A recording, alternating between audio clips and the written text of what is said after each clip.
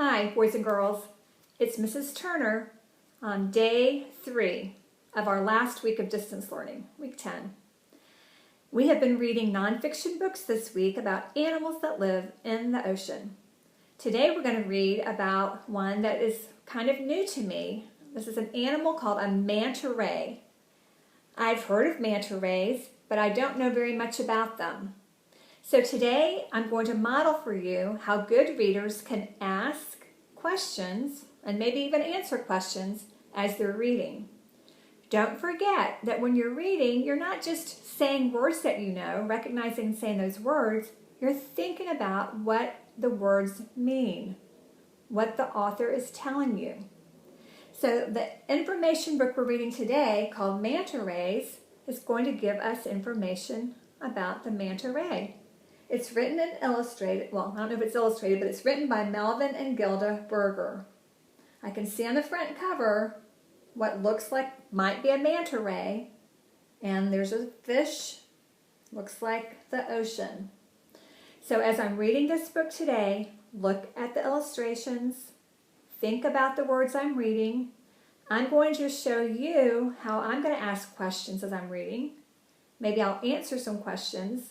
And I want you to do the same thing. You might have a question that I didn't think about. Good readers can ask and answer questions while they're reading, before they're reading, and after they're reading a book. So one question I have is, how big is a manta ray? It looks a lot bigger than this fish, but I don't know if that's a huge fish or a tiny little fish or medium-sized fish. It's hard for me to know how big a manta ray is. I wonder if the book will tell us how big. Manta Rays by Melvin and Gilda Berger. I have a Melvin in my class this year. Meet the manta rays.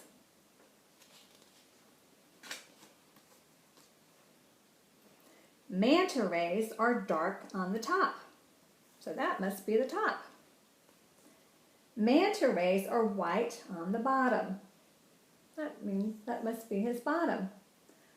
Ooh, I'm seeing a cool text feature. It's called a fun fact. All manta rays have dark marks on their bellies. I can see some. Reminds me of freckles.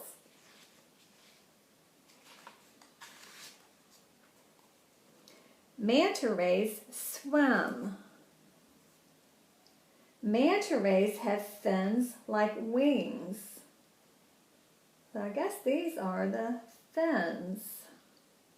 Here's a fun fact. Manta rays can easily bend their bodies. They can make sharp turns. Here's a question. Why does a manta ray need to make a sharp turn? Is it to catch something to eat? Or is it to get away from something that wants to eat it? I don't know the answer to that. Manta rays jump. And here's another fun fact. Manta rays can leap 5 feet above the water. 5 feet? That's about how tall I am. Boy, manta rays can leap really high, can't they? Manta rays follow boats. I see a girl on a boat. I see quite a few manta rays. Here's my question. Why are they following her boat? She doesn't look scared. I don't know if they're friendly, if they want to be around a person. I don't know why a manta ray follows a boat. That's another question I have. Manta rays rest.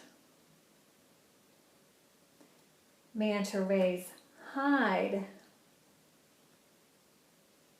Do you have a question about this page? Maybe you want to know why they hide or how they hide. Well, here's an answer to one of those questions. And the fun fact, manta rays flap their fins to throw sand on their bodies. So how do they hide? They throw sand and cover their bodies. That's pretty cool.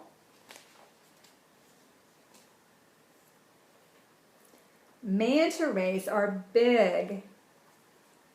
Here is the manta ray. Here is a person. The manta ray is much larger than the person. Here's the fun fact. The biggest manta rays have wingspans of more than 20 feet. 20 feet? So if I'm about 5 feet, that would be 4 of me, just to make his wingspan. Small fish ride on manta rays. So do we remember what this is? The top or the bottom? The white one is the bottom.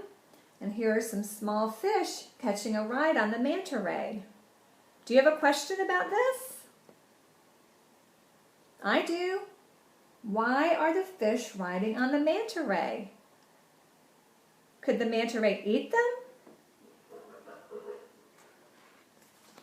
I don't know. They don't look very afraid of that manta ray, do they?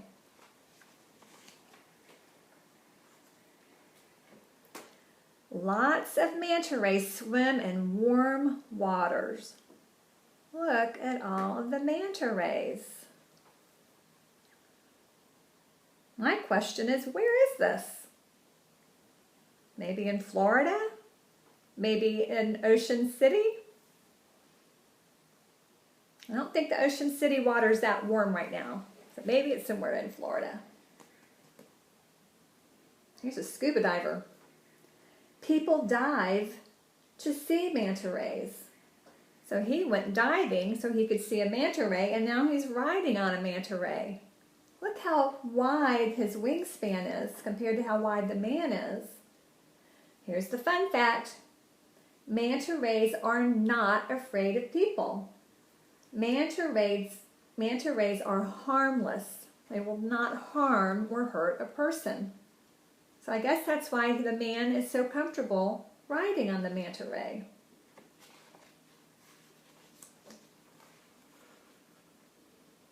So I guess this is another scuba diver, or maybe the same one, looking sideways at the manta ray. Here's a question that the author asked. Does this look like fun? So remember, good readers can ask and answer questions when they read an information text. Does this look like fun? Would you want to be riding on a manta ray? It's said that they're harmless. I think I would like to. So boys and girls, today I hope that you remembered how good readers can ask and answer questions. When your teacher is asking you a question about a book, if you don't remember right away, you can go back and look. So if I asked you right now, what color is the top of a manta ray? You might be able to remember and tell me. But if you don't remember, you could always go back in the book and find the page that told you. Here it is. Manta rays are dark on the top. Let's see if I can ask you another question. How do manta rays hide? I'm asking you, do you remember? Because good readers can ask and they can answer. And if you don't remember, you can go back in the book and find the page that shows how they can hide. Here it is. Manta rays flap their fins to throw sand on their bodies. Later today, you will be reading a book on your own with some comprehension questions. Don't forget that if you forget where or you forget what the answer is, go back in your book to find the answer. Because good readers can ask and answer questions when they read a book. So I'll see you tomorrow for day 4 of a nonfiction book about a marine or ocean animal. See you then. Bye.